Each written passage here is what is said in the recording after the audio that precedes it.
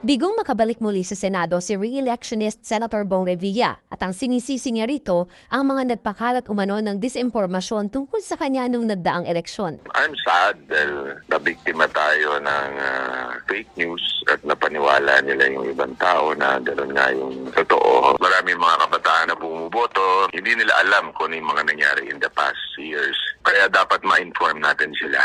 Isa sa tinukoy niyang fake news tungkol sa kanyang plunder case noon sa Sandigan Bayan kung saan siya naakwit. May kumalat daw na peking dokumentong nagsasabing kailangan niyang ibalik ang 124 million pesos sa National Treasury.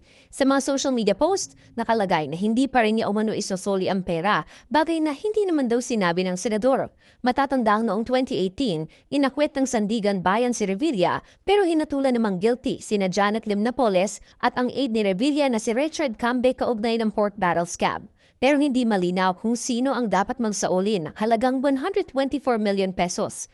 Ang hit ng kampo ni Revilla dahil acquitted siya, wala rin siyang pananagutang sibil. Kaya balak daw ng senador na magsampa ng kasong cyber libel laban sa vloggers at iba pang personalidad sa social media at websites. Makikipagtulungan daw sila sa NBI dahil pseudonyms lang ang gamit ng ibang account. Sa akin palagay, yes, orchestrated ito. Kung anong kulay, ayoko nang alamin. Siguro that's part of politics. Kasama yan sa labanan ng eleksyon. Pero ang hindi lang maganda dito, yung fake news. Kailangan muna matrace natin mabuti. Mahirap kasi mag-speculate. Ayokong magbintang.